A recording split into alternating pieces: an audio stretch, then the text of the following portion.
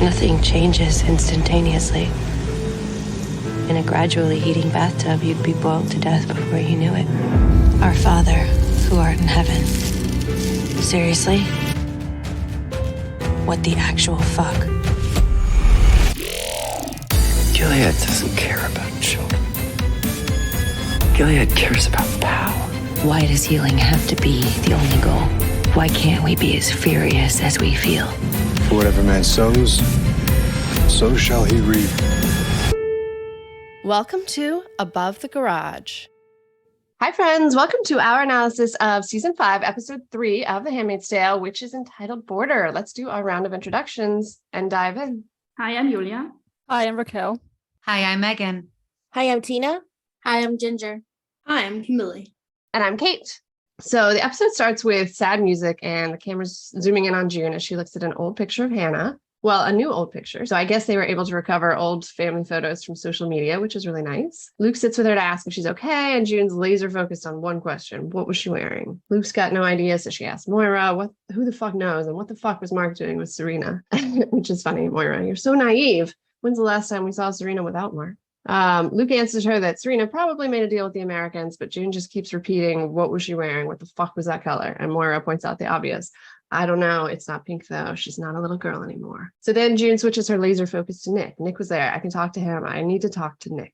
And Luke says they can't get in touch with him without Tuello's office, which I do not understand why they can't just call Rachel or someone else in the office. But I like the route they went instead because I've been dying to meet these women ever since Christine Coe was announced many months ago. So now Moira reveals there's a group of women on the border that can get messages into Gilead, and June freaks out. When were you going to tell me that? And Moira tells her honestly, never. They're basically suicidal, a bunch of fucking traumatized refugees. That's the last thing you need right now. And June reacts strongly. You don't get to make that decision for me. And also, Moira has basically just described June somewhat unkindly. I thought it was a little odd that they all seemed so surprised that Tuello was with Serena because, like you said, Kate, he'd been with her at the ICC center so many times. And also, they did, even if they didn't know he had been with Serena, they did know that he was previously working with Fred. And I just thought it was odd that they were so almost betrayed that Tuello was with Serena. Yeah. It was weird. I thought the thing that they meant was that they are both in Gilead. That's what they didn't know, probably. Like that he's not in Canada at the moment. So that's how I took it.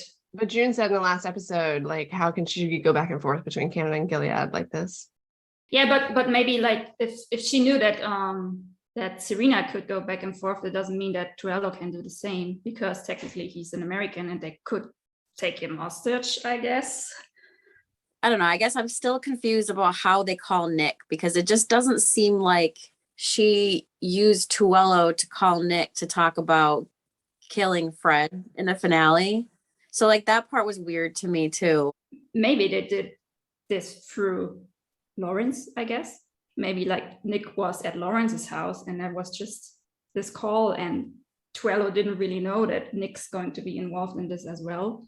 I also thought it was interesting that June was like shocked, like it struck her that Hannah was wearing purple, because the last time she saw her was in the box, which I don't know how long ago that was at this point, months, I guess. We're used to seeing just kids in blue and pink in Gilead. So it definitely alarmed her that she's in a different color and she's getting older and she's 12. And obviously that means something. It didn't exist before in Gilead, because when they used to go to the hospital to get checked for fertility and they were older, they were still wearing pink. Well, and maybe the wife school is something that they're just figuring out that they need, you know, because 7 years, a lot of the children haven't come of age yet that were taken. And the ones who did, they just threw them in, I also got really annoyed with Moira here because she knows Hannah's getting older, right? She's 12. Like, she's going to be a wife. She's going to be hurt. And she knows June is desperate to find her. So she knows there's these women at the border, and then she just doesn't share that information.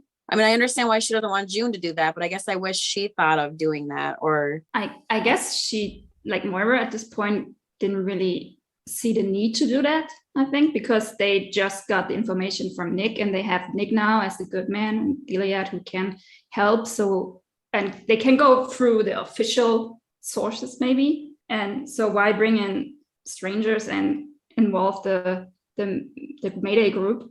Because they would probably try to get Hannah with the help of Nick before, risking involving June in the suicidal refugee group. That's the way she sees June as well. That's what annoys me of it, because it feels like she's not giving her option to make her own mind, and again taking her agency, which is just so surprising that she keeps doing that since June has come back to Canada. Like, she doesn't seem to trust her. She should be that one person that June can trust and, be her own normal self or real self, but she feels like she also has to walk on eggshells when she's with her, and it just really bugs me. Because, she probably is worried about her, but it should be June's decision. She's been pretty well established, though, at this point as that kind of person, sadly. We had hoped it would go a different direction, but anyway.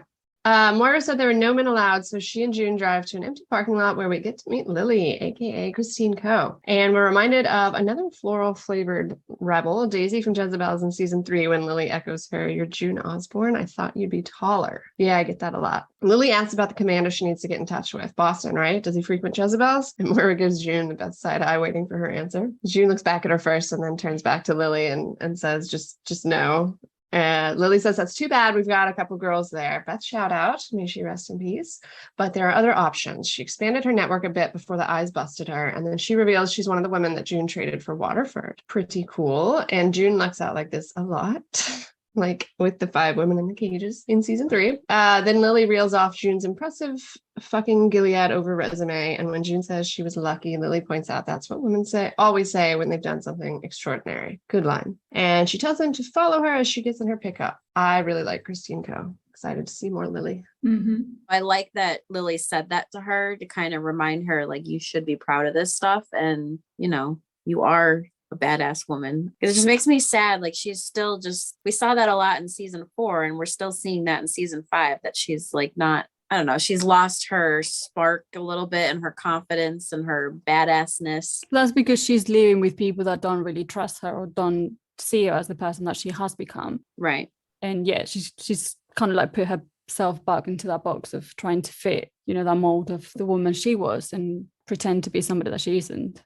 And that's why she also, obviously, she carries a lot of guilt, and, she's made a lot of mistakes in the past, and she's carrying with her. But it is also the fact that no one around her really believes that she is the better woman that she is. They see her as somebody that's damaged, and all of the baddest woman things she does she should be ashamed of. Yeah, she's completely alone now that Emily's gone, and that is a pleasant place to be. Yeah, I think like the last sentence Lily said, it kind of seemed to me that she understands June way more than Moira and Luke can do at the moment. So I was like having really high hopes for her, like for Lily, I mean, that they can form a connection. Yeah, totally. I would really like to see that. But this is a woman that Moira thinks is unhinged and, the bad news, and then shouldn't really get in touch with. But they're the people that June is connected with.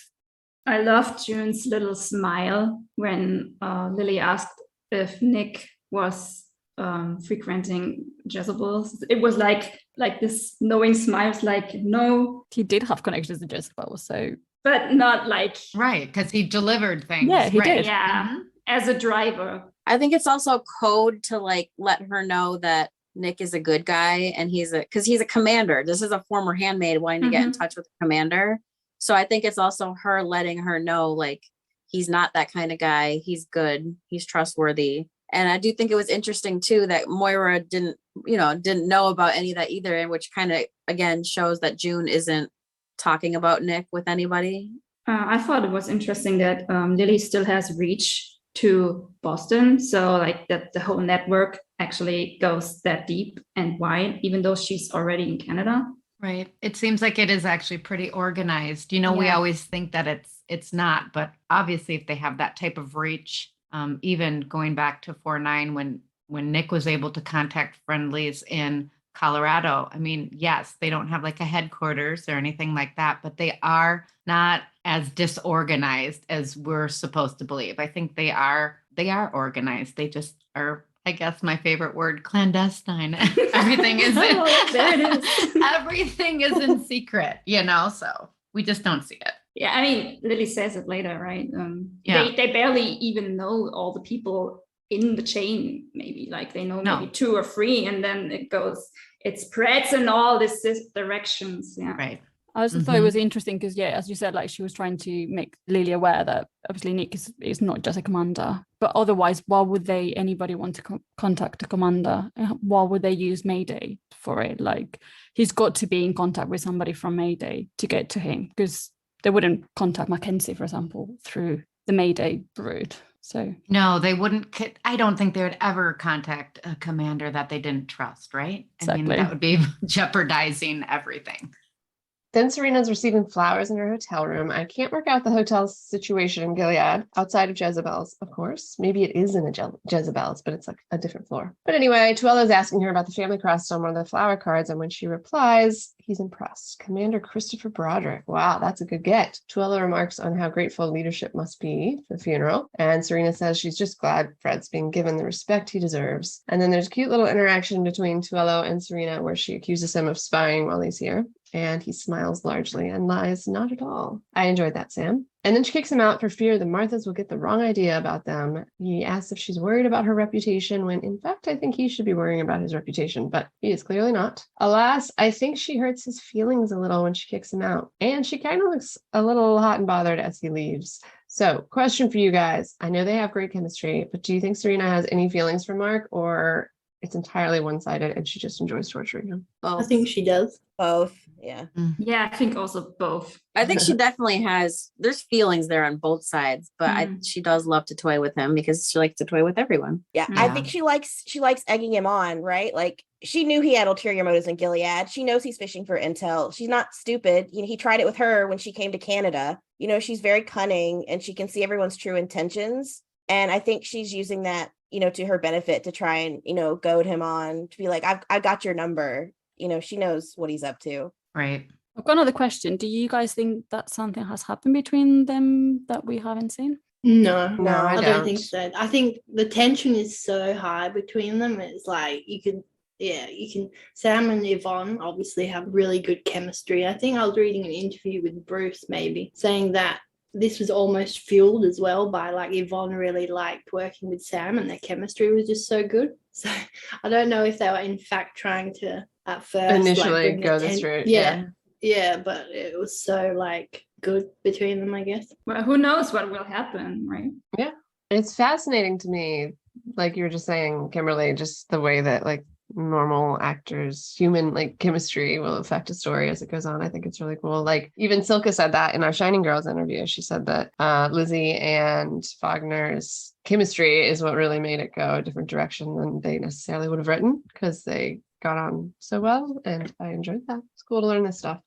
Moira and June pull up to the camp, and as they walk in, we see the women are heavily armed, some of the guns trained on them, and Lily tells the welcoming party that June did Angel's fight, so they grudgingly allow her and Moira to follow Lily in. And then we get the cool shot of the upside down flag from the trailer. In reality, it's not as large as it appears in the trailer, but still cool. And that scene from the trailer is one of my favorites. On the way in, we hear a little about the cell situation in Gilead, which I've always wondered about. Lily says they can get past Gilead cell phone surveillance with sat phones, but it may take a while to get down the chain to your guy. And when they walk in, they see a wall of photos of women that Lily tells them they've gotten out. But then there's a whole other wall with more pictures for those that they've lost. And then she says something really important. Everyone working with Mayday knows the stakes. We've all been waiting to meet Mayday officially forever. So this is such an awesome scene. June and Moira are really affected too. June turns slowly. Mayday's in Canada. Mayday's everywhere. There's no flag or anything. It's outposts, small, just like this. Family sometimes. Just people trying to do some good. Most of my circle are still inside. I was a Martha. We got information out through this place, and Mayday sent back weapons, stuff to make trouble. If you were caught, they were the ones that would at least try to get you out. And June, very emotional.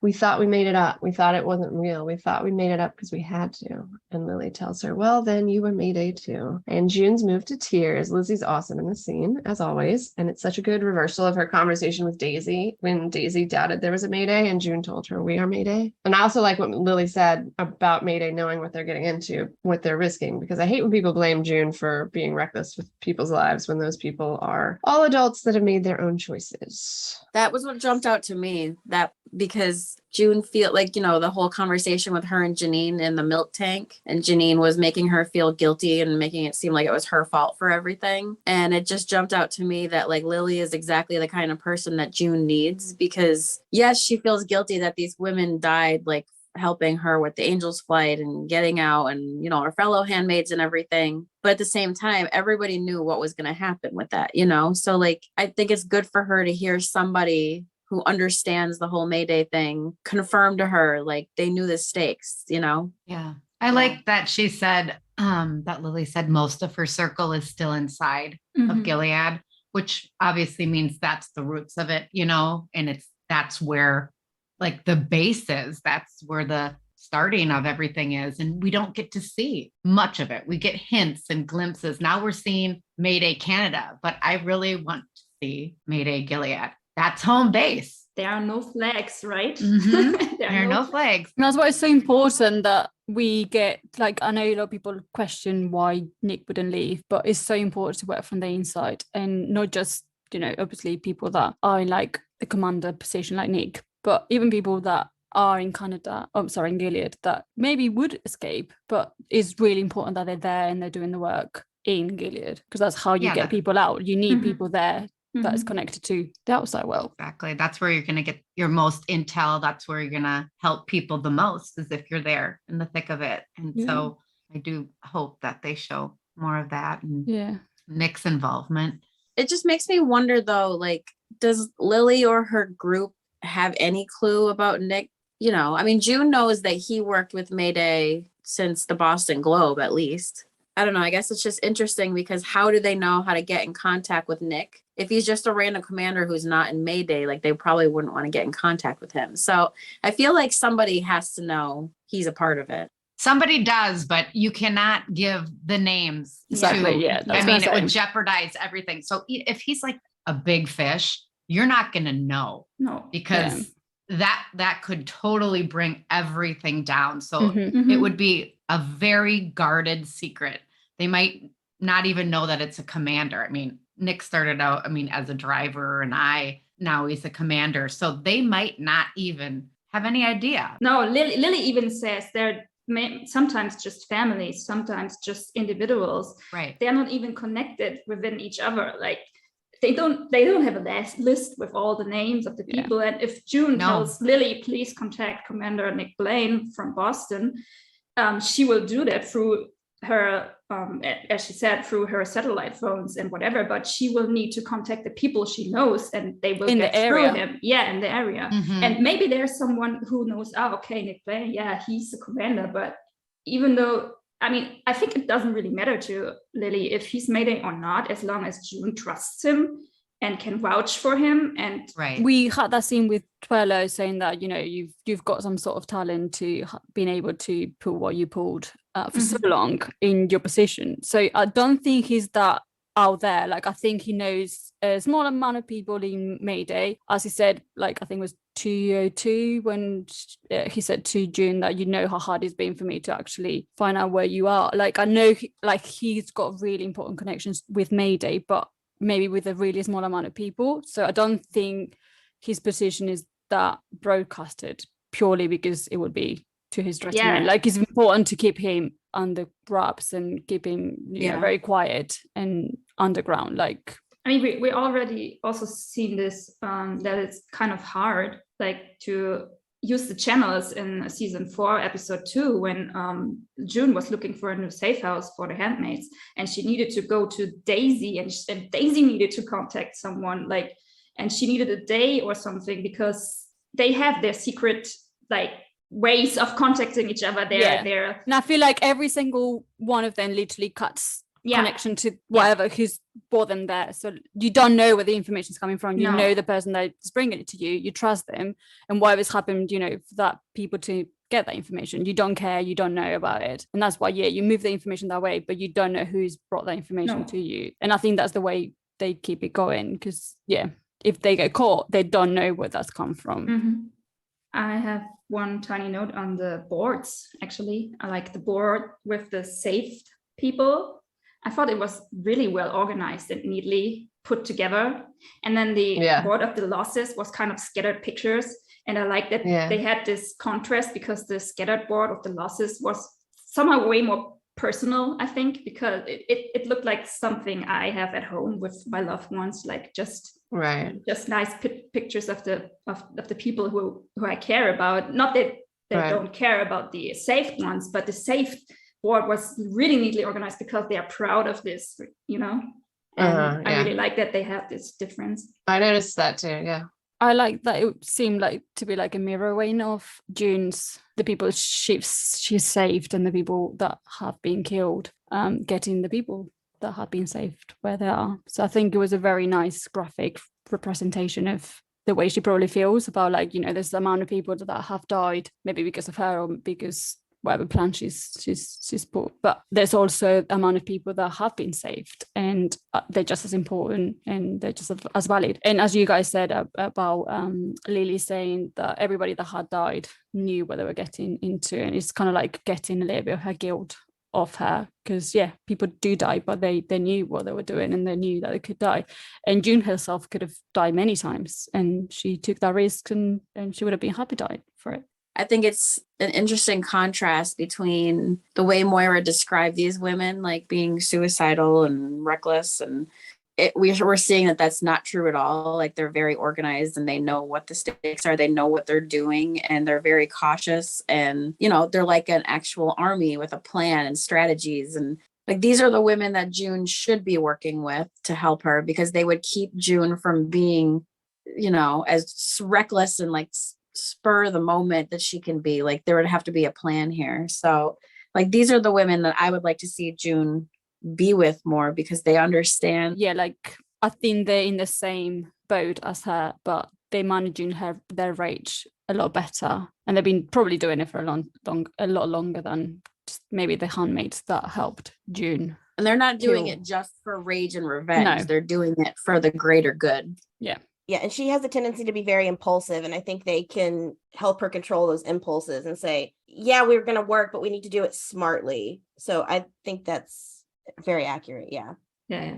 And then Serena and Tuello arrive at Lawrence's, the dynamic duo, his words, not mine. After he lets Serena in, he blocks Tuello at the door. Oddly, he has a strict no spies allowed policy. And Tuello takes it well, but hopes they'll find time to chat later, suggests they have a lot to talk about, which Lawrence finds hilarious, laughing heartily as he shuts the door in his face. Then we meet a new character and his familiar wife, Commander Mackenzie's first appearance in the show, but the lovely Amy Landecker, Bradley Whitford's real-life wife, reprising her role as Mrs. Mackenzie, Hannah's Gilead mom. It's the first time she's shared a scene with her real-life husband. Well, both her real-life and show husband, though I am definitely partial to the real-life one. Mackenzie's a real asshole, huh? Mrs. Mackenzie shares her condolences with Serena, but Commander Mackenzie tells her he's just sad they couldn't bring Waterford to trial, the trial that Lawrence had tried to arrange. So that tells us a little about our questions in 410, exactly how much the other commanders know about the deal. But back to this scene, he continues that it's terribly unfortunate that Miss Osborne was able to intercede. Very surprising to me that he called her by her real name, and even with the miss. But he continues, she couldn't have done it alone. And Serena is shocked and honestly looked a little scared that he knew so much, or maybe just fearful she's losing her leverage on Nick and Lawrence. Lawrence interjects then that it was the Americans. Strange. You'd think their diminished status would restrain their odd affection for political assassinations, but tradition, I suppose. Love Lawrence. So funny.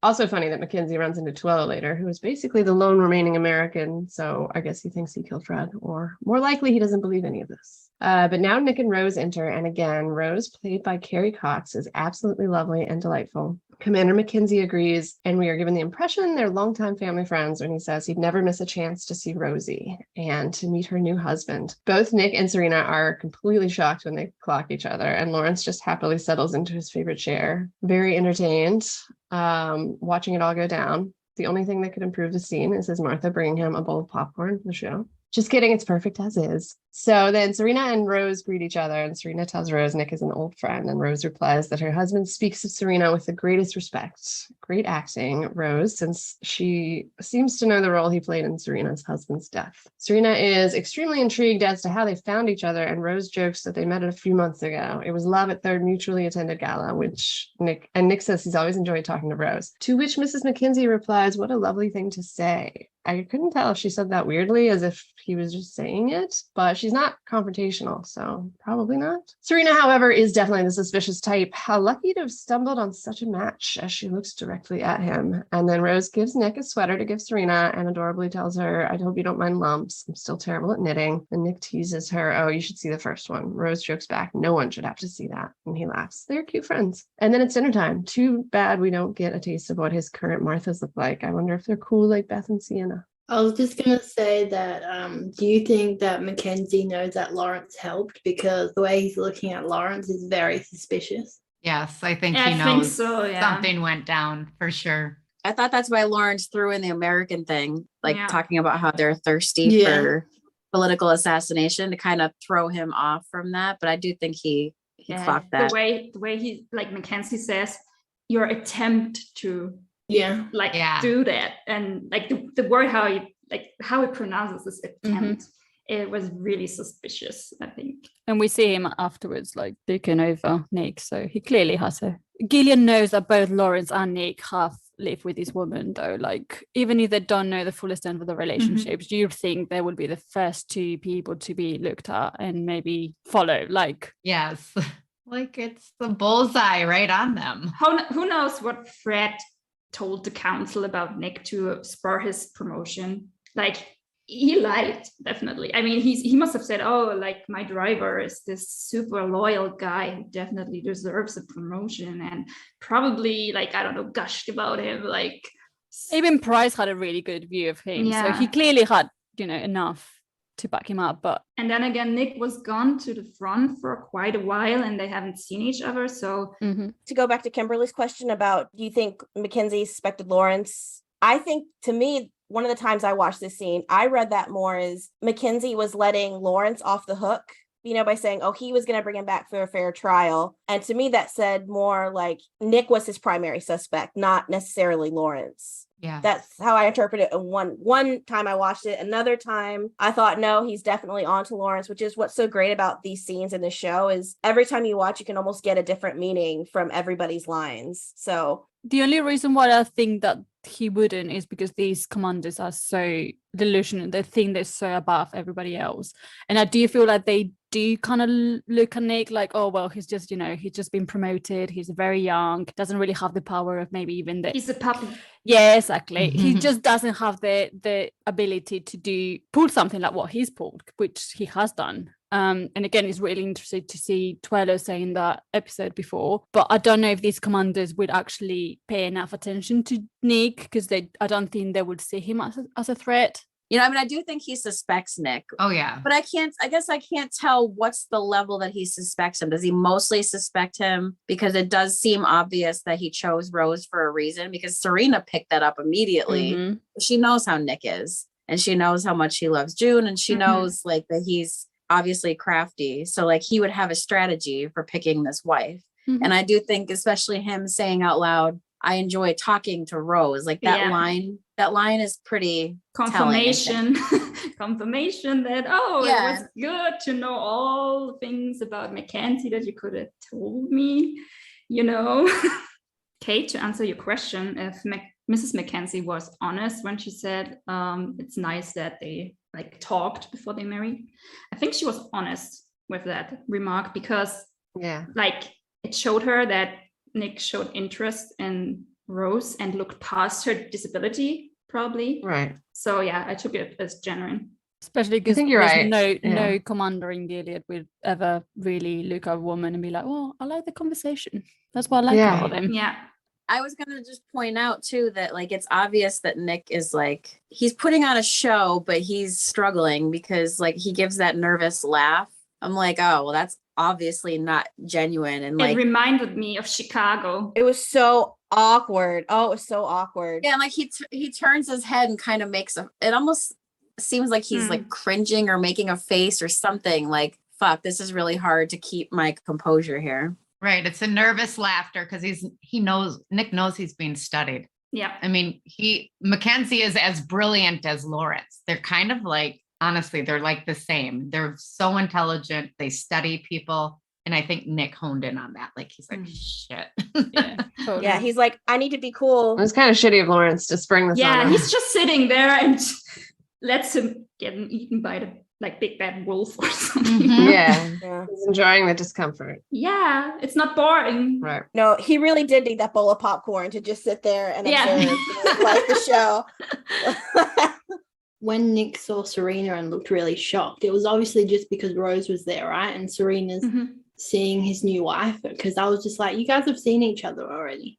I think he was probably also worried that maybe somehow, and clearly we'll see this later, but I think that also made him worried that news of the marriage was going to get out to June and he wasn't going to get to say anything, because that is something Serena would do. She would weaponize that. Absolutely. She would have taken that information. I wish she had done it. That would have been. That's what I wanted to I see. really thought she was. I did too. I thought she was going to. I did think she was going to. I don't want to see that though. But I think his shock was also though, I think he was already really nervous about the McKinsey dinner because he knows this guy's not stupid. And then to add Serena on top of all that is just like, oh shit. Like I got a lot that I have to hide and conceal and play along here. She could fill Mackenzie in on a lot of things he's done to help June Osborne. Right. And also, I don't think he's told Rose the full story. So I think he might have been worried that maybe she could have gotten Rose alone and given her information that he didn't want her to know. Like there was a lot of balls in a lot of different courts, you know, like there's a lot going on that he's going to have to try and manage.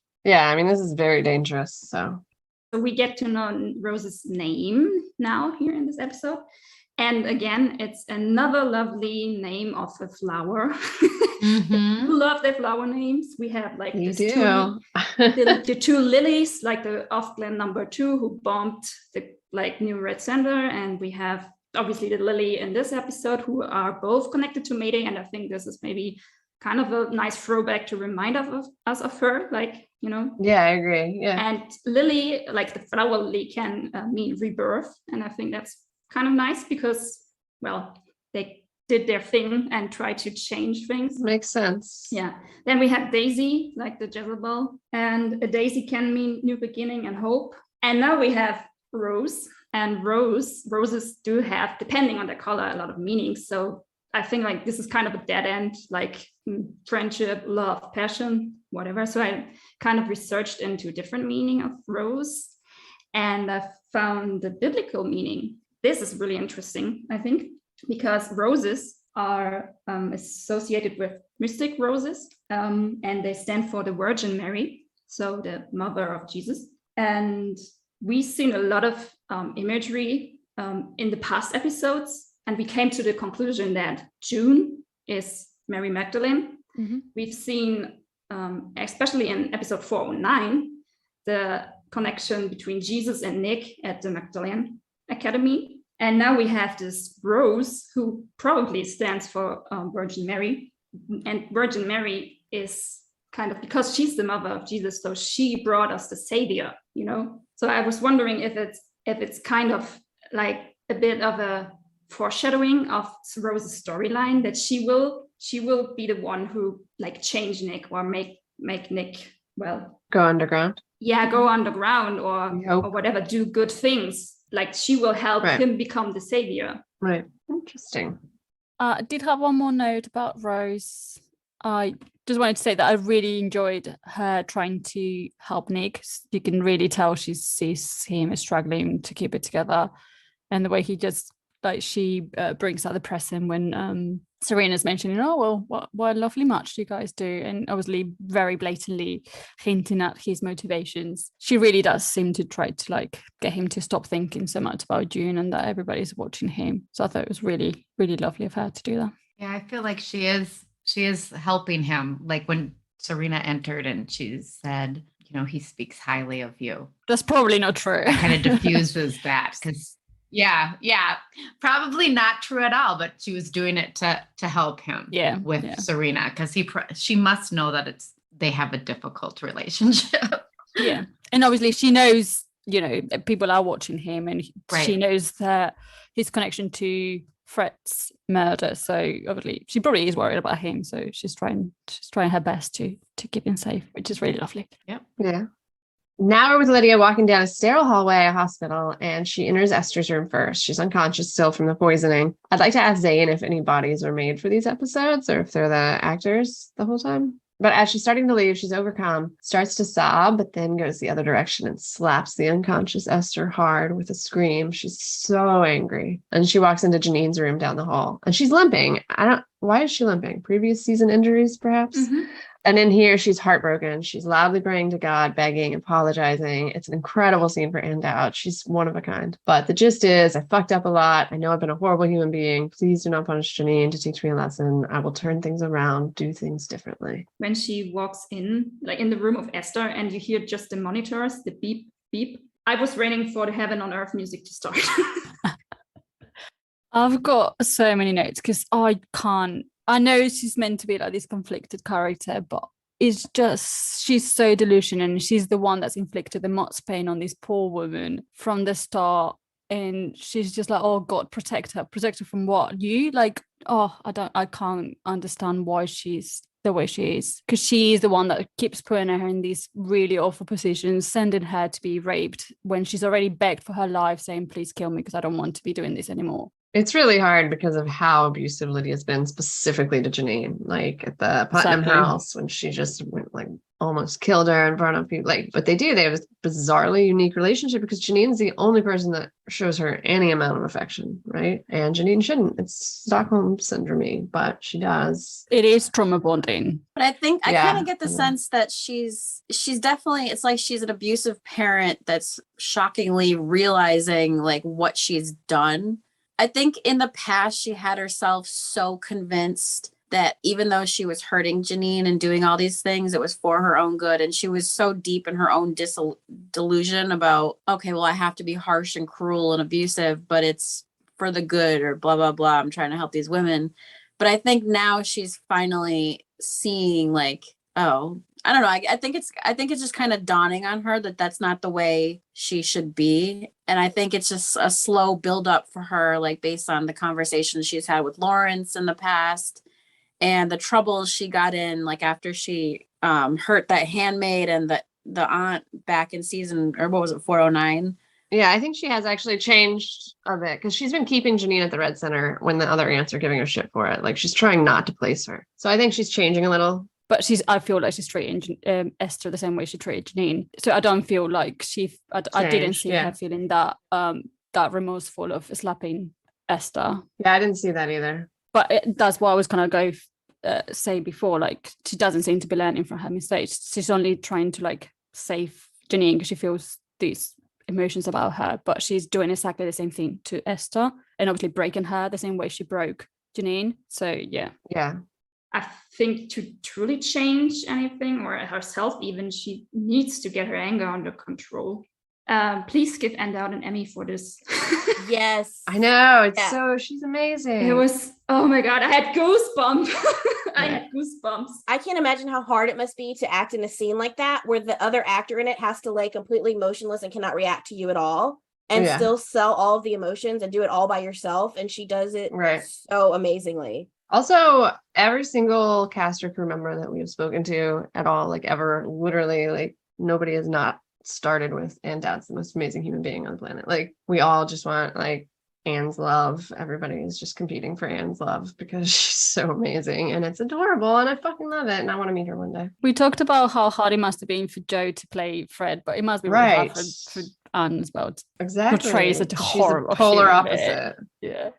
Okay, back at Lawrence's dinner party, Lawrence is saying they have very positive feedback on the funeral. Let's turn it into a new trading strategy. And Mackenzie interrupts that he's boring the ladies with shop talk. And Max laughs. I say Max purposefully here because I feel like it's actually a shot of him laughing at something that wasn't scripted that they captured here. And I could totally be wrong, but there's just like a very out of character Max laughing. It felt that way. I was like, no, that definitely feels like a Max laugh and not a Nick thing. Yeah. It's like very mirthful. I don't know. I feel like Bradley definitely said something during one take and they decided to just keep it.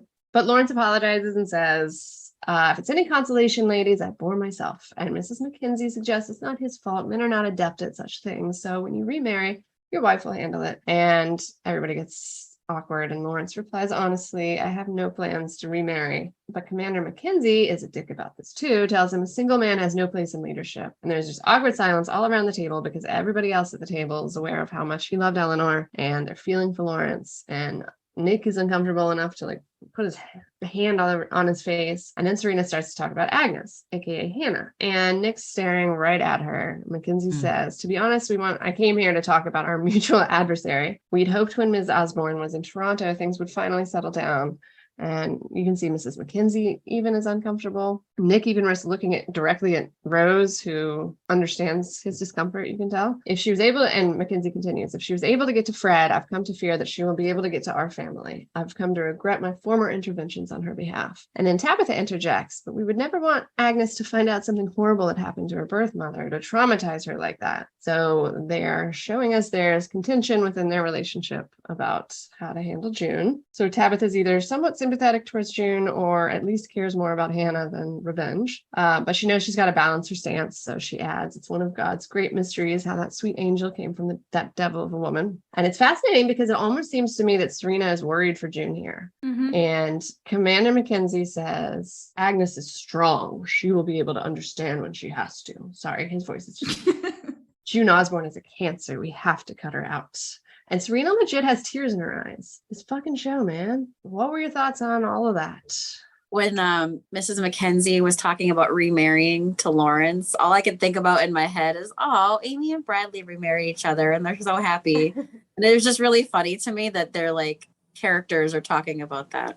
But isn't it funny if they just killed off Mackenzie and then they married? That'd be great for season 6. Yeah. The first thing that was really striking to me in this scene is, the first shot is almost like an overhead of everybody sitting at the table.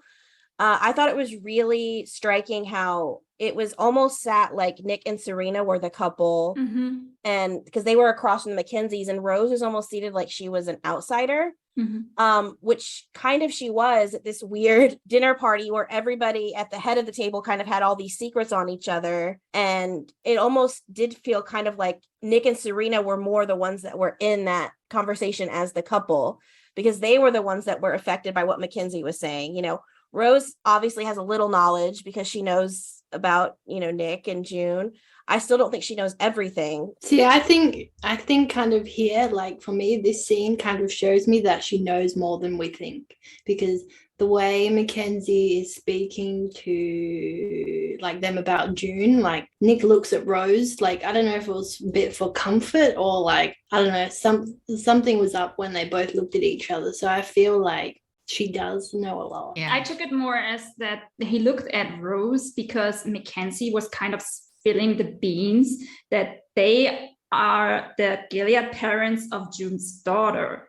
And I'm not sure if Rose knew about this. And also going back to episode 1, when they had this talk at the kitchen table, and Rose asks if June is done now with her things.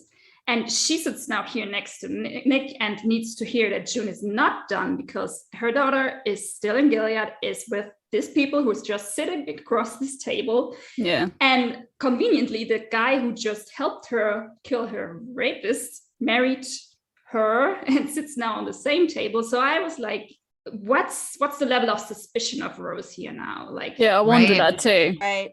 It is a pretty complicated web. Just with Nick and Serena sitting across from the Mackenzies, it's because what he was saying was for them, really. It wasn't necessarily for Rose. She's not really involved in it. They have to move this shot to actually get Rose into... Right, which is why I thought the seating choices were very deliberate. Yeah, they wanted to frame Nick and Serena as the ones that were more in on the Mackenzie thing, and Rose was kind of this outsider just having to watch this like whole weird thing go down and kind of be there for like, moral support for Nick, which I think is kind of probably more what was going on. Yeah. There's so much to unpack with this scene. So it's amazing how important it is to pay attention to people's faces, because that is where you learn so much. If you're just going based on the words, it's not going to have really much meaning. I mean, honestly, their facial acting was amazing because you pick up so much. So I urge anybody everybody to go back and really study that scene and study their faces, because you learn so much. There's so many little Easter eggs in that just one scene. It's glorious. Did Nick even have any dialogue in this scene? Like, I'm trying to remember now. Did he have anything he said out loud? No, he didn't. Yeah. So I was gonna say he's having to tell us everything that's going on. But that's just Max, though. I think he's been so doing good that at since it. season 1. He's clearly losing his shit and he cannot keep it together. Yeah.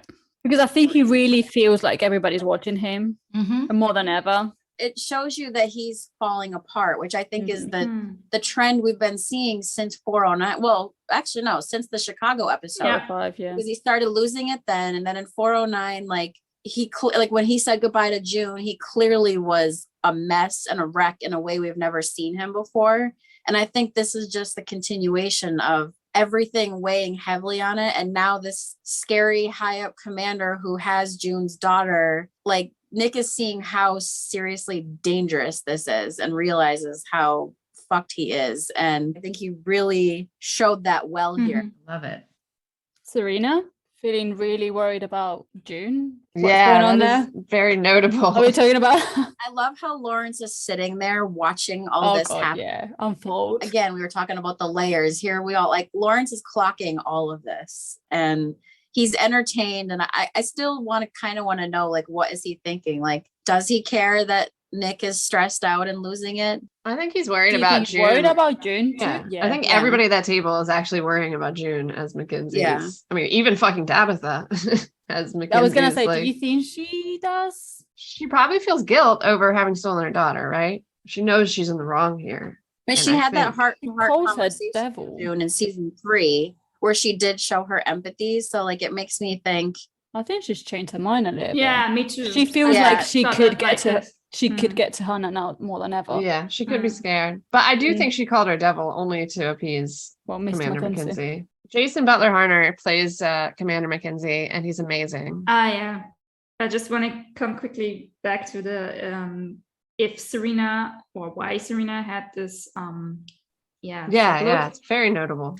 I thought that maybe she was kind of sympathizing with June at this moment because she's pregnant at this point, and I do think that she can still relate to the fact that she would do everything to just get her daughter back, because that's where Serena has been as well before she got pregnant herself, because Serena did everything she could to get to Nicole, even though she was not her real daughter, but still she read out Fred, she betrayed Gilead, she did all those things to get to Nicole. And so I think like hearing now that just the fact that the love for your kid can like make you the arch enemy of the whole nation, then I think that's probably made her also sympathize with her. She just killed her husband.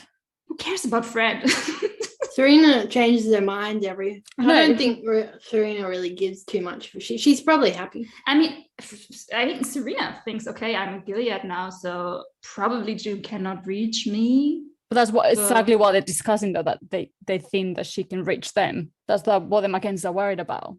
She should be like, okay, yeah, killed her, because otherwise she's going to get to me. But instead she's like, oh no, don't kill her. I love her. Yeah, but like, I mean, I don't know if Serena wants her dead, and she knows that Mackenzie is like super high up and that he can probably arrange for her to be assassinated, and I don't know if that's what Serena would like for her to happen. But they also have like Stockholm syndrome kind of thing going on, so. But yeah, that's the theme here. They have complicated feelings. Show's good at that. Anyhow, Moira and June are sewing some shit in an attic, and June asks the camp lady, what else do you guys sew aside of maps? And she says, yours is getting some arsenic. We're hoping to kill a DC commander next week. Arsenic is a terrible way to go. And she says it in a very sadistic manner, which June's totally into. But then we hear a commotion outside, and they run outside. A guardian's holding a gun on a woman that's holding a gun on him, and they're both yelling, drop the fucking gun.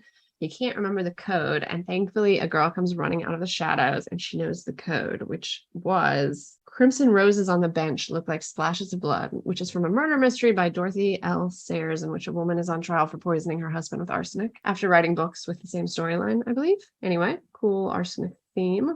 And the girl runs to the guardian and hugs him. And she's saying, please don't hurt him. He's my friend. And it's so sweet. And then he turns to leave and says, go in grace. And I love the scene from like the tension to the clear affection between the two friends, him risking his life for her. And he has a wife and kid back home. I really love like really good, strong platonic male-female relationships. As he heads back from whence he came, June steps forward and asks incredulously, hey, you're going back in? And he says, yeah, I've got a wife and a kid. I can't leave them behind. So I think this guy is supposed to remind us of Nick, who has a wife now. And also June's awe at him going back in is probably representative of her own desire to go back in and fight. I kind of just thought she was thinking about Hannah, to be honest. Like she saw the guy going back in and I think that's what she desires to do. She wants to go back in and get Hannah. Right. I see that too. I personally think it was definitely a parallel to Nick. He could have been that person that married Eden, had a baby with her, still would have risked his life to get June out and then go back, because that's the kind of person he is, and he would have stayed there with Eden. But also, yeah, when he went back and said, well, yeah, I'm going to go back because, my family is still there. I do think then she maybe thought about Hannah and saw herself in him wanting to go back regardless of the danger. Yeah, I don't think she saw anything about Nick. I think for the audience that maybe it was supposed to remind us a little, because later she finds out she doesn't even know he's married yet, right? No. Right. That's what I'm saying. Like that's why I'm kind of like comparing it to him before. If he was a guardian, he was definitely meant to remind her of Nick, I think. Right. It was supposed to remind the audience of Nick, I think, like Kate said. But even the way she said it, like, "Oh, you're going back." Right. Well, she was like, why? And I think we're supposed to realize that, because I don't know if people realize that if he were to leave his wife, that they would have been killed. And I don't think people realize that. So I think they're showing us him, for the audience to be like, okay, they want to go, but they have to stay because they have obligations there and they don't want to risk more lives.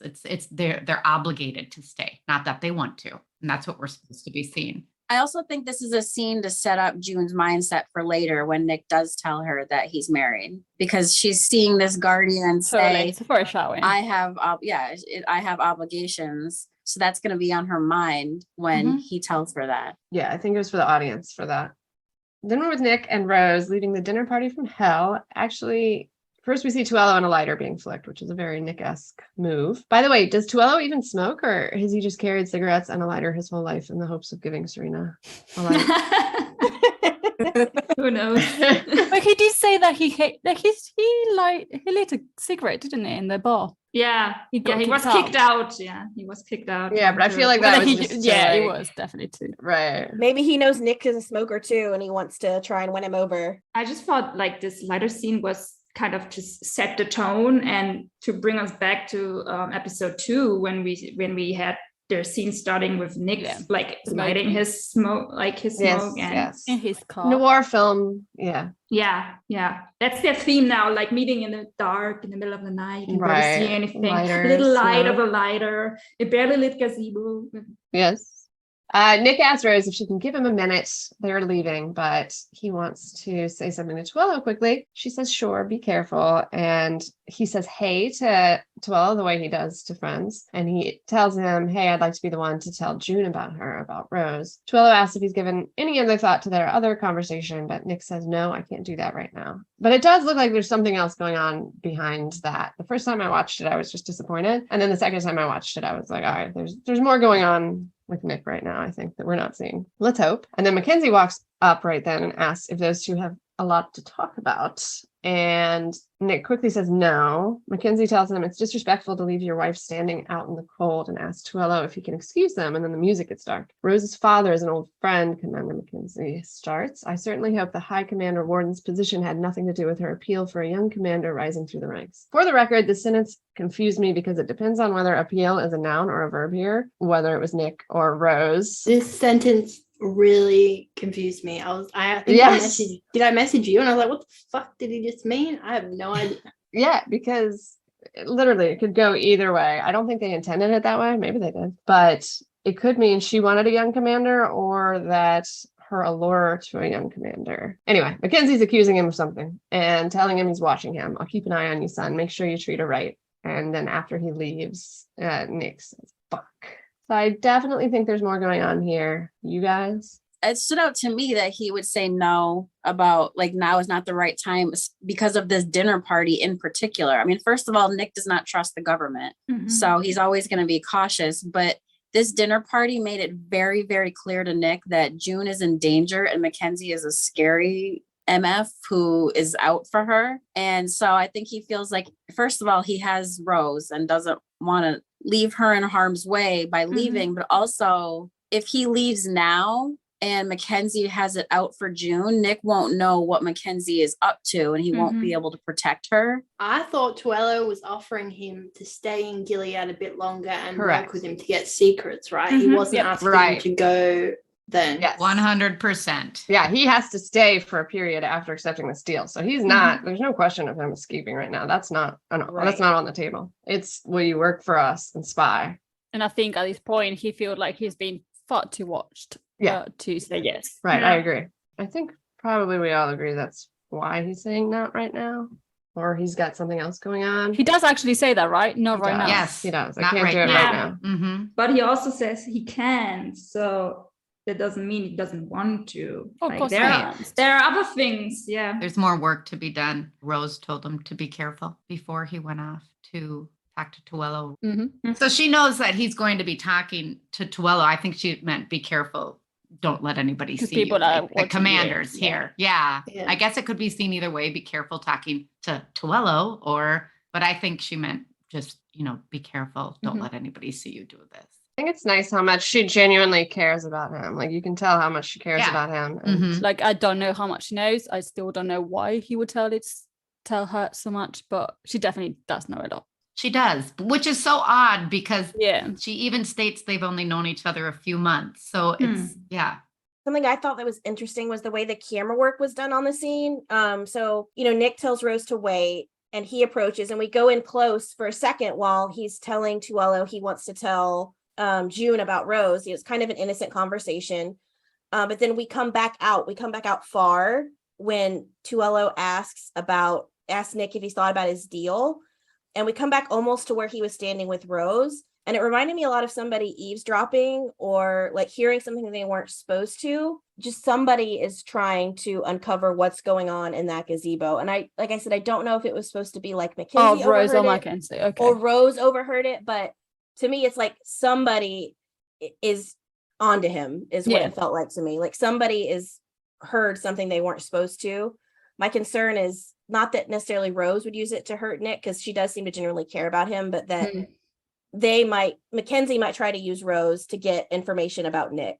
Right. another note I wanted to make was that it's insane that like Nick just got caught talking to Tuello. That's like extraordinarily fucking guilty. Like that would be a big deal. Because there's no reason why he would have been talking to him, sorry. Right. None. Yeah. None. So Mackenzie should be able to like hang him on the wall for that. And he doesn't even say like, he doesn't excuse himself. Like, he's like, do you have a reason? Right. And he's like, no. I need a light. Okay, then. I need a light. I need a light. I mean, I feel like he's done for right now. Like after that, I'm like, he's done for. He has a target on him. Mm-hmm. Yeah. And Nick knows that now because he says, fuck. Mm-hmm. Yeah. Again, he shouldn't be talking to Tuello, but he's not there to like talk about the deal or the potential deal. He's there because he wants to make sure that he's not telling June about Rose before he does. That's true. So that's what he's worried about. That is what he's worried about, which I think it was really sweet. Yeah. Yeah. That is sweet and interesting. He's risking his life to tell him not to tell June before he can. Decision, Nick. But I also felt like when Nick said he didn't marry Rose for her ranks, I think he was honest at that point, because actually he wanted kind of just to get closer to Mackenzie. So I didn't take this as a lie. Did you guys? Yeah. I think he was just no. And also he'd be grateful to marry someone that was nice. Like I feel like he genuinely was like, oh, thank God I found somebody that's not an asshole. And not a teenager. Yeah. I think he probably got close to her because of the Mackenzies and then find out that she's actually a really nice person. And thought, you know what, I can have an actual meaningful connection to this person. Even if I never fall in love the way I fall in love with a different person that I can't have and I will never be able to be with. Best choice. Yeah. It also shows how much he does trust her, I think, because also he wouldn't Like she was literally just standing there, and he didn't care if Rose saw him with Tuello or overheard, right? So obviously they've talked a lot about. Yeah, it's really interesting. Yeah, I wish. Well, I hope we get to see kind of how they met and how he trusts her so much, because I feel like that's definitely a backstory that I'd like to see. Yeah, me too. All right, then it's time for an unforgettable scene. Interesting setting in the small wall space between the two doorways, an ocean painting above them, and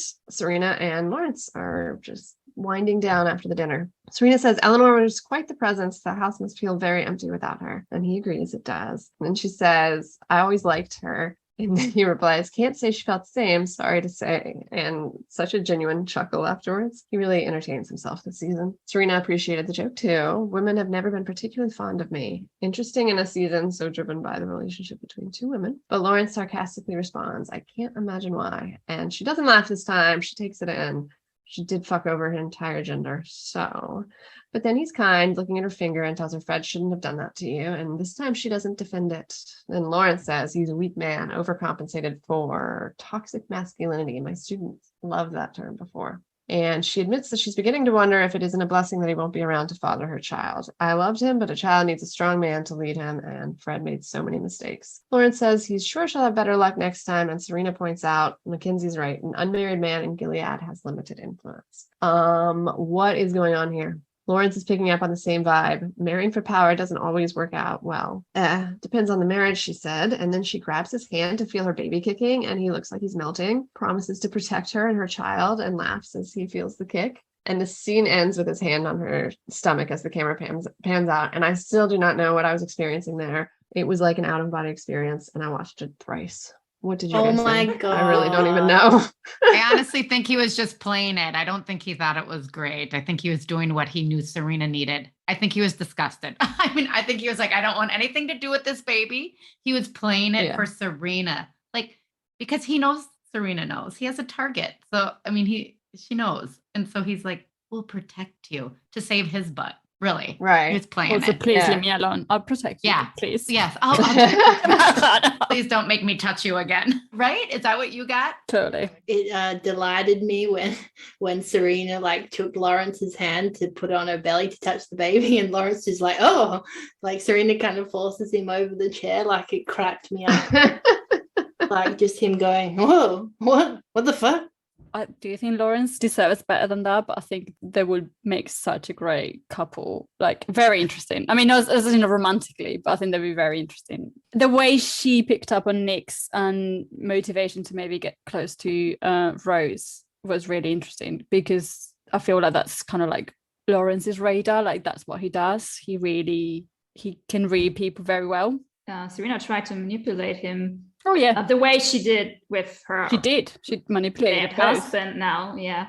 So, but it didn't work on Lawrence at all, because he's not as delusional as Fred always was. It was not easy. He's not easily manipulated. No. And I do feel like she had him feel the baby kicking, because she knows how much he misses Eleanor. And I think Eleanor loved babies. Mm-hmm. And even though Lawrence seems like he didn't want kids, I feel like she was trying to trigger that feeling that he missed out on having a family with his wife, and he misses his wife and having just a family in general and someone to love. And I feel like she was trying to manipulate his emotions there. You mean the political way didn't really sway him into... Right. So she's trying to get to his emotions and... trying to offer him something that she thinks he can't, apart from all the politics and all of that only she can offer him. Right. Yeah, but also it would be positive for Lawrence, I think, because Serena knows that he doesn't want to remarry, he doesn't want to have a new wife, so she probably does not need to have a ceremony or something like a sexual relationship with him,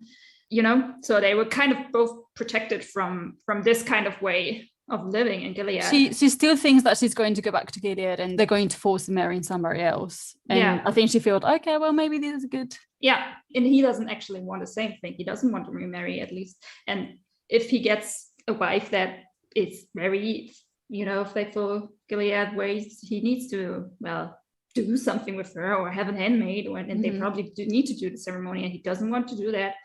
And so like actually from a makes political sense, Yeah, it's a win-win for both of them, really. Yeah. don't understand why Lawrence was so disgusted by this He's perspective. already thinking of going behind her back, which is what he does later on. He hates Serena. Well, and he also knows who she is. She's very smart. She's doing this because she knows she can blackmail him. Yeah. So if she gets into that relationship, she owns Lawrence right then and there.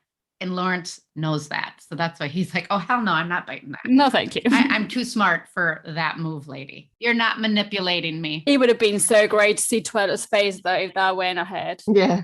All right. Then we're back in the hospital and Naomi walks in with Charlotte. I kind of called this and I still love it so very much. Lydia thanks her for coming genuinely. And Naomi style, she responds, I wasn't given much of a choice, was I? And Lydia is still in her Lydia style, but also like almost Janine mom style, says, oh, nevertheless, I seem to recall it made such a difference when dear Angela was suffering. And I know I said this in the last episode, but Ever looks so fucking beautiful this season. And with Angela's contrasting pink against the sterile white of the hospital room, it's just such a striking scene. Lydia tells her in an almost shocked state the doctors aren't too optimistic. And Naomi genuinely tells her, I'm sorry, Aunt Lydia, she was a blessing. And Lydia is quick to correct, is a blessing. She'll recover. Naomi kindly agrees, of course, and walks Charlotte over to her biological mother. Aunt Lydia, by the way, sorry, any new listeners, Janine named her baby Charlotte and Naomi named it Angela. So occasionally I interchange them. Apologies. Naomi walks Charlotte over to her biological mother and Aunt Lydia looks so hopeful here. And Naomi puts her hand on Janine's and continues to act as if Janine is definitely dying, but sweetly tells her, I'll make sure Angela grows up to know where she got her beautiful smile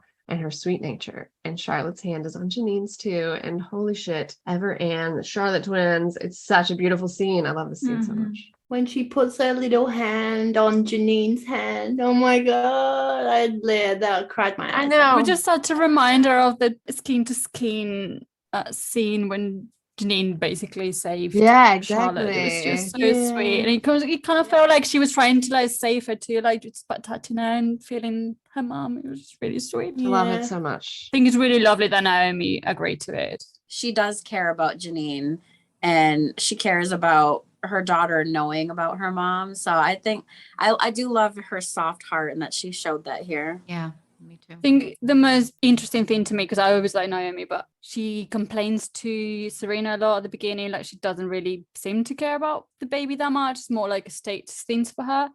But the more she spends with Charlotte, the more she obviously grows to love her. When they introduce her to Esther and she's like, wasn't she a wife? Like, it's a reminder that it doesn't really matter if your child or daughter is from a high-ranking commander. They might do something stupid. They might be something that is not abiding the law, and they will end up being either handmaid or they're going to be sentenced like they did with Aiden. So I think the more they see their daughters grow and the more they see what happens to all their children, and especially girls in Gilead, the more she feels about, like, you know, she relates more to Janine and maybe other handmaids. So I think it was a very important scene to have, because I do think that she really feels very strongly about her daughter. Yeah, I agree.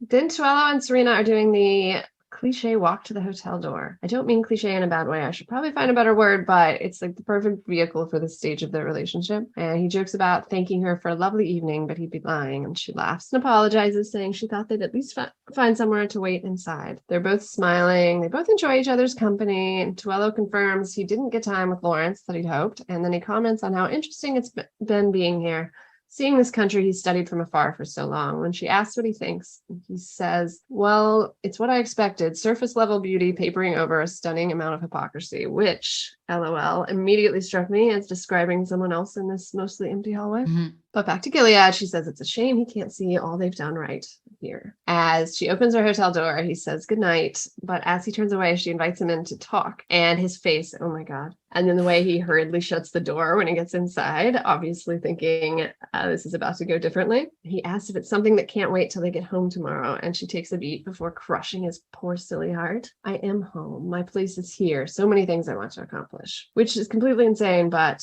we shall ignore that. And then he starts panicking, like, you're a free woman. Are you sure you want to throw that away? She thanks him for everything he's done and closes the distance between them. Are they going to kiss? And then she goes for his cheek. damn, this flirtation has been so bizarre and twisted, and yet somehow I think I was disappointed nothing happened here, even though his obsession with her drives me insane. So you're not alone, Mark. I was disappointed too. And then he begs her in much the same way he questioned her going back to Fred in 410. And he reminds her how unsafe it is for women in Gilead, especially unmarried women. And in the next moment, she seems devilishly delighted to tell him she doesn't think that will be her situation for much longer. And he can't believe it. You've already made plans to remarry. It's like is there someone else conversation. It's so funny how many like dating cliches we've gone through, and he hasn't even gotten to first base. But she lies and manages to look offended and says, no, I'm still in mourning, even though she just offered her mangled hand in marriage to Lawrence, which I think he clocks when they're interrupted by someone telling her the council wants to see her tomorrow. And she asks, hopefully, did Commander Lawrence call the meeting? The messenger doesn't know and leaves, and Tuello follows him out in a hurry after saying, goodbye, Serena, stay safe. And he looks like a sad little boy. I don't know how she doesn't feel bad. Kimberly, I feel like you might have some thoughts on this scene. Yeah, I feel sorry for Tuello because when she said about it's not going to be a situation for much longer, he was so devastated. And she said it so mean, though. Did you see how mean she said that? Like, she was being nice up until that point. I mean, she's still fucking with him, which isn't nice. But the look in her eyes when she said that, knowing it was going to crush him, was like cold, Serena. Yeah, she looked happy. When she like pulled back from the cheek kiss, I kind of felt like she was inviting him in to do like kiss her properly. But I know, because she was looking at, I feel like she was looking at his lips or something. I had the same impression. Yeah. Like, are you going to do it or what? Like there was this beat and he was contemplating like what to do. And he was wetting his lips as if he was, okay, I really want to kiss her, but I also need to convince her somehow to come back with me to Canada. And that's probably not happening if I just go in for a kiss. So I'll try to reason with her because she's smart, but then she went like cold with the not my situation much longer line. Yeah. His little sigh, he was like, Serena. I love Sam. Sam's awesome. I enjoy watching his Instagram live videos because he's such a nice guy. But Tuello just... He's in love with like one of the creators of Gilead. But it was such a classic, like I enjoyed the hallway hotel kind of scene, you know, what are we gonna do now? Yeah. And the way he looked when when she did, and like shutting the door, the face was like he was like, ooh, getting some. Okay. I was so pissed when someone knocked on the door. I wrote down "fuck you" in my notes. I was like, seriously, don't have to interrupt walk this scene at this moment. And then he like runs out after the guy too. He like storms out in a fit. I know. Poor Tuello. Poor Tuello. We did that poll on Instagram to see if people are rooting for them to hook up or not. And actually the no's won. It was pretty, I think it was like 60-40 by the end. Actually 40% is quite a lot, I guess. Considering I doubt a lot of people want Serena to find any happiness at all. So. Right. But I think at this point, a lot of people just want them to boink and get on with it. When Serena said it won't be a situation for much longer, and then the guy comes in and saying that she's needed at the council tomorrow, she was like, did Lawrence send for me? Or whatever she said. I was like, oh my God. It's so obvious. Yeah. To Tuello too. Like he got mad then because he knew that's where she was last night, and now she's suddenly, or tonight, I guess. But so I guess she like thinks she's gonna get married tomorrow or what? Yeah, the council is going to officiate the marriage to Lawrence. Mackenzie's going to be the priest. Now it's time for the first Nick and June scene to ever disappoint my expectations. The much anticipated phone call. Lily wakes June, a la season 3 in DC, and hands her the phone. June's excited to talk to him. And to be honest, even before we saw the trailers with this phone call, I've always wondered what a phone call between Nick and June would be like. So let's find out. They start out with the sweet and soft way they always say each other's names. June's affected as usual. And they exchange their highs, and June tells him, it's so good to hear your voice, and he agrees. But it just doesn't feel as magical as their usual magic from the get-go. But he's a good boy, and he knows her biggest concern and leads off with Hannah, like in 403. Hannah's safe. I didn't get to talk to her, but she's okay. And there's silence while June takes that in, and then she asks, is she with Serena? And we see Nick standing in his sitting room, very rebellious of him to stand in a sitting room. And then June asks him about the purple color. She's clearly freaking out, and he tells her it means she's ready. Ready for what? New school, wife school. And she's obviously horrified. Wives? And he tries to console her. They're just prepping them. There's no further plans. She'll be all right. She's tough like you. And the Mackenzies, they really love her. He apologizes he can't do more, and June asks when June asks if he can transfer to her district. And he wishes he could, but he has obligations now. And now he tells her he has a wife, a scene we've all been waiting for. You know how things are here. And she's stunned, asked who she is. And Nick tells her name is Rose and that he told her about June. And she does that cute thing with her eyes, like when he told her he thinks about the three of them all the time in 206. June asked if she'd like her. And he tells her, yeah, you actually would. And then he asks about Nicole. And June tells him how smart and beautiful she is and how much she loves the little doll he gave her as she's fighting back tears. Nick makes her promise to keep herself and Nicole safe, and then he tells her they won't be able to talk again for a while, and she struggles to respond. Eventually settles on, I understand, and then adds, hey Nick, try and be happy, okay? Like he said to her in 409, and then he thinks about them kissing, making out in this sunlit window, and he doesn't want to get emotional, so he hangs up the phone. And I'm sorry, but I have to say here how much I hate when this happens in TV or movies at all. And obviously, especially here, it doesn't happen in real life. Unless you're furious with someone, you don't just hang up. It's my biggest pet peeve. Right. And they've basically traveled to no man's land to call him. They may not talk again ever, and he doesn't say goodbye. I had a lot of hopes for this call, and for the most part, it let me down personally. Nick doesn't seem to be his normal loving self. June doesn't ask if he's okay, or what I'd really like, can you get out? Can you come to Canada? I understand Hannah's the most important thing in the world to her right now, especially with this wife school situation, but a little actual concern for Nick would go a long way for me. I agree. I think that he just was at a loss for words, and that's why he hung up. I think he probably wanted to say, I love you, or I miss you, and he knows that he shouldn't. And he also didn't want to say goodbye. And he also didn't want to do what they did last time, the whole you too. I feel like he was just overcome with emotion that he didn't want to show. So he hung up. And I think June got that. Like there was just no. I think she did. There was just nothing he could say. They definitely showed that she got it. Yeah. She was not offended. I didn't get it. That's all. But June got it. That is how it looked. Yes. On my first watch, I was actually not mad at him for hanging up on her like this, because I was so hating this try and be happy line of June, even though I know why she said it, because she was in this headspace of their last, like not the last meeting, but the meeting in 409, where he said it, and she took it as a, like, you know, we know that she took it like as a joke kind of thing, and probably she wanted to lighten the mood, but I really hated that she said that again to him, because it's a total different situation for him than it is for her, because she was back with her husband, the one she married freely before Gilead happened, and he just told her, you know how things are here, which means I have no choice except for marrying. And even though he likes Rose, okay, it doesn't matter for me at this point that he likes her or not. It's just something he had to do. And she kind of seems like to totally look past that fact that he didn't freely chose to marry. That she's like, okay, well, yeah, try and be happy, try and move on from me. I think because he says we won't be able to talk for a while, and she can sense, I feel in my gut that in 409, she really saw how wrecked Nick is and how not well he's doing. And I think she can hear that on the phone. And so I think this is her way of trying to say, like, because when Nick told her to try and be happy, he basically was trying to say, like, feel free to live your life with Luke. I think she wants to reassure him, like, do what you got to do. Like, don't feel guilty and worry about, like, hurting my feelings. So, like, that's the sense that I get. But my problem with this is, though, I think it came across like she gave up on him. Very cold. It came across not as like warm as we're used to seeing with them, and I don't know if it's because it's on the phone or what, but I do wish we saw more from June, I guess. Like, I think we do see that she loves him and misses him and all that, but I don't know, I guess I do sense that she knows that Nick is struggling, but I want to hear her reassure him more, because I didn't feel that.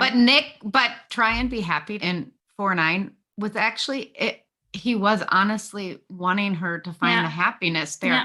Her saying it to him, it has so much less, he cannot be happy. Yeah, exactly. And that's why I hate it. So it feels off. I don't think it's about being happy. I think it's more of a guilt, like Right. Don't feel guilty if you do fall for this woman. If you do try to do whatever you want. But ouch. Because But she ouch. knows It's a different that form of happiness. Nick doesn't want this, and she knows that. But he doesn't really show it though. Like I know they do they do feel that. I feel like both of them know where the other stands, but I think he's been very, very cold himself. Like, you know, even when he says, "Oh, Han is ready," like he doesn't show a lot of emotions. No, I'm really sorry, but Han, like he says, like really snappy, like, yeah, well, it means that she's ready.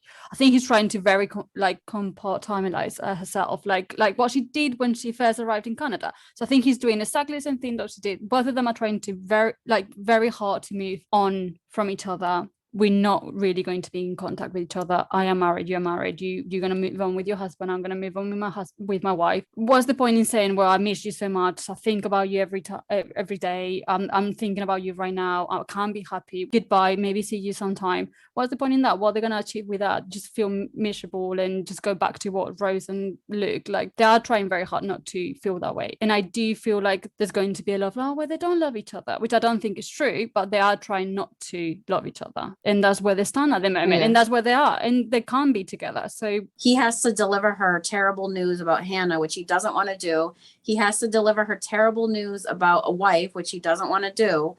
And he has to like say it fast and get it out and take the feeling out of it, because if he lets himself feel, like he's already hanging on by a thread, and if he lets himself feel, he's done. Like he's not going to be able. But I also feel like if he does do that, he feels like he's putting the weight on June. Like, okay, well, I'm so miserable. I miss you so much. Like you can't move on. You can't be with Luke because I feel so bad about it. Like he's trying to be like, you know what, I'm fine. But they know that they're lying to each other, and they know that's not true. But that's why he's trying to, you know, act that way, because if he does, one, he doesn't want to lose it, and two, he doesn't want to put that guilt on June, because he wants her to move on, because he doesn't think, like as he said about, you know, when Twella said, oh, well, how do you feel about, you know, spending time with your daughter, instead of asking about her, and he said, like, it's a bad dream, because he doesn't feel like that life with June would ever happen. So he's been selfless and, you know, like really trying to like move on without moving on. That's what we wanted you to do. Escape Gilead and be reunited with your husband. Like they're speaking in code again. They're using these words to tell each other. And their like, faces, they show it. Like June is like, every time he says something, she's literally, you know, sobbing and really, really struggling to keep it together herself. The worlds are completely different to what their faces are saying. This is the first time, like Kate said, they've talked on the phone. And think about anytime we've seen them, they're in the same room. And so much of the way they communicate is also nonverbal. They feed off of each other and their energy in the same space. And that was missing here. Yeah. Plus, I think Nick is also super guarded because, I mean, maybe the line isn't secure. Anybody could be listening. Rose could be listening. Yeah.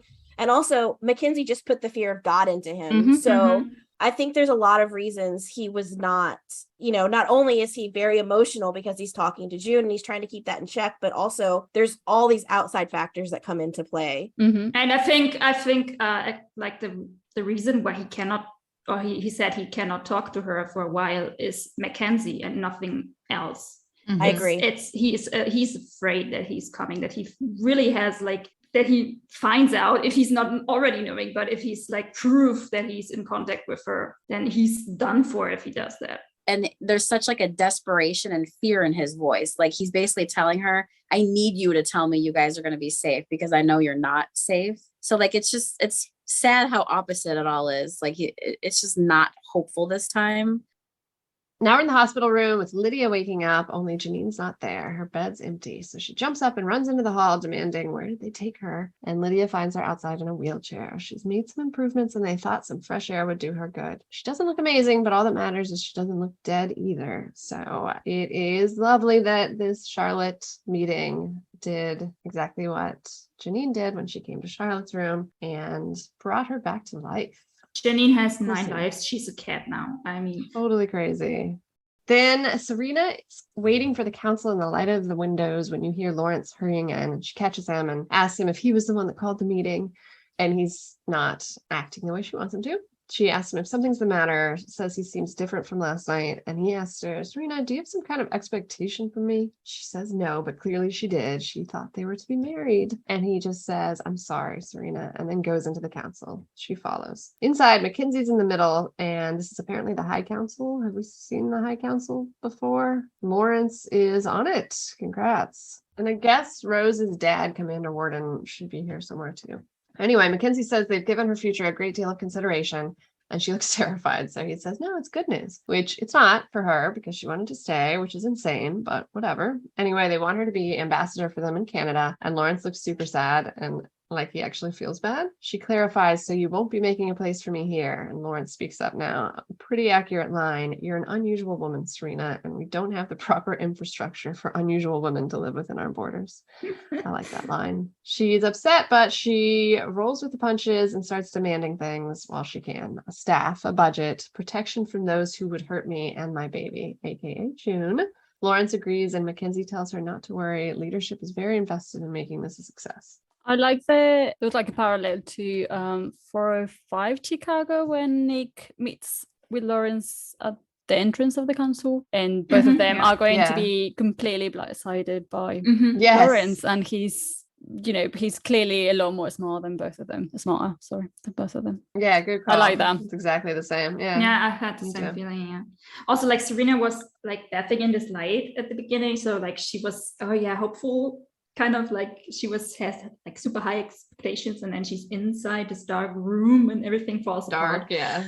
Do you think she thought she was actually going to get married in that? Totally. She thought like, oh yeah, I swayed Commander Lawrence. Yes. Yay. I also like the line of Mackenzie saying, he corrected himself because he started to say I, then he said, we want you in Toronto. So like, this is personal for him. And I guess like, sure. Yeah, totally. He wants someone monitoring June as well. I think he wants someone there to see what she's up to.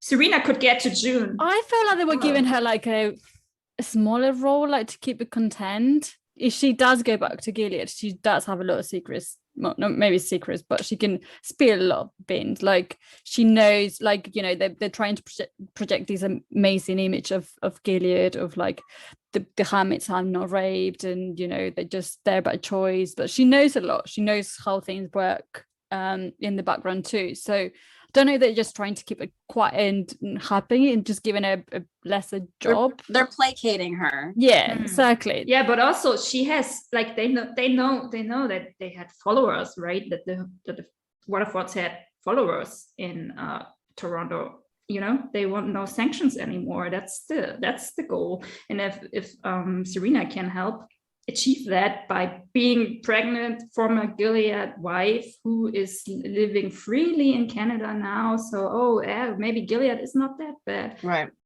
Then, scene-wise, Serena walks right out of the council onto the plane, and she's embarrassed and annoyed when Twillo asks if she had a change of heart since they had them hold the plane. Funny that they probably knew that she was being kicked out before she did. Twillo was really fetching for Serena to reply to him there, but he just looked like a sad little puppy when she walked past. She was like looking. Yes. He was like looking back to her seat, like waiting for her maybe to say something, and he just looked sad. The poor boy. Yeah, it was really contrasting. There's this scene like at the beginning of episode 2 when they arrived in the plane and they were sitting on like across from each other and had this nice little talk. And yeah, as Kimberly just said, like this time, like she walked right past him without even saying anything, and it's a nice contrast. Yeah, I like that. Then June's with Moira, just downloading the information from Nick. We're just right back where we started, and she's crying, asks Moira, how am I supposed to keep my baby girl safe from here? How am I supposed to do that? And Moira tells her that she is 1/4 Holly and 1/2 you. And I was really confused trying to wrap my head around that math because I thought she meant baby Holly until I realized nobody calls the baby Holly at this point except for us. Anyway, Moira promises her she's not going to be a wife. That is not going to happen, which is not something she can promise, unfortunately. I hated that. But June lets her, and then Lily comes in and tells her the Americans are escorting Serena back into Toronto at a private airport. June's surprised she's coming back, whereas I was shocked that she had even thought about trying to stay in Gilead. When we start in the scene and June is all like hopeless, it's also again really contrasting the fallout of when she met Nick in 409, because that's when they are super hopeful. She brought all this information, she brought the folders, and happy, everyone's happy. And this is like the complete opposite. Like polar opposite.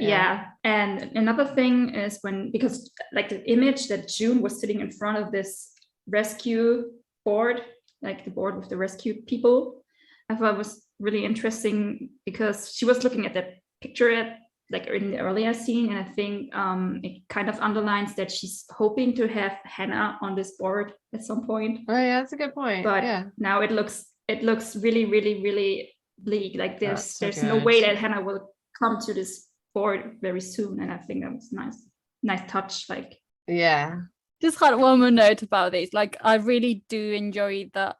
Last episode we had her trying to move on, tries to pretend that everything is good, they go to ballet, that it's all very lovely, and then I just love how gritty reality just hits them in the face every single time they try to do that.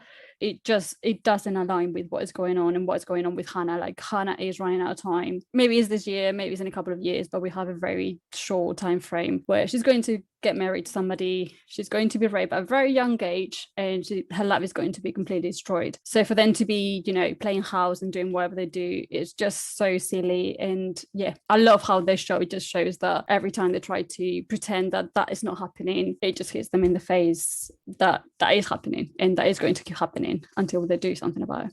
Yeah, agreed. Then Serena is riding down the escalator with Tuella, who orders back to the detention center with her, but still looks after her longingly as she storms off. I also wrote sad puppy dog face. Kimberly, I wrote that a lot during these notes, but good face, Sam. As they're driving her vigil entourage has returned, psychos. Did you notice one of them looked so much like Eden to me, or more like the Sydney Sweeney version? Did you guys notice that by any chance? I just noticed she was blonde. I thought she kind of looked like Serena a little bit, but I was like, wow, is that Sydney Sweeney? No, they wouldn't do that. That makes no sense. The driver compliments her. Looks like you have some fans, Mrs. Waterford. And he's talking to her as if he's not like an American agent. It was weird. Then there's a car stopped on the road ahead, and they stop. Not sure what's going on, the driver says. And there's a few moments of silence before June comes out of nowhere and starts banging on Serena's window, horror movie style. And it's terrifying as she yells at her, "Never touch my daughter again," on repeat. And Serena orders the driver to turn around, which he does, but she looks scared as June stands there watching her threateningly. That was good. I enjoyed that. It was fun. Welcome back, unhinged June. Missed you. Yes. The last couple of episodes. When she told her about the airport, I actually thought, I wonder if that is going to encourage her to go there. So I was very happy it did. Oh, totally. I was just gonna say, I like how the scene ended with June standing in a tunnel, like the throwback to the season 2 finale of her in the tunnel. I like that this scene when Serena arrives and drives in the car kind of contrasts again the scene with June, because June was like, as we said, like the super hopeless mindset at this point, and Serena also like kind of was hopeless because she was sent back to Toronto and she didn't want that. But as soon as she saw all those people with the candles again, she kind of find hope again. I don't know if you also saw that. So like they're kind of on the other side of the spectrum now, like that Serena, okay, maybe it's not that bad and I can actually do something of value here. And June is like, well, fuck that. I just want to scare her to death.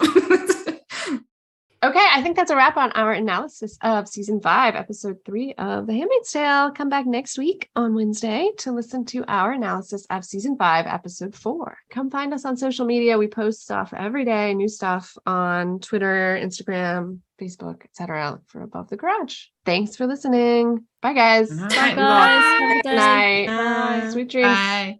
What is a TV show? Oh, it is? Why do we talk about it so much then? I know. I thought it was real life. We overanalyze it like it is. Jesus. Yeah. All right. Goodbye. Good night. All right. I think I might go get a Swedish fish candy. Have fun.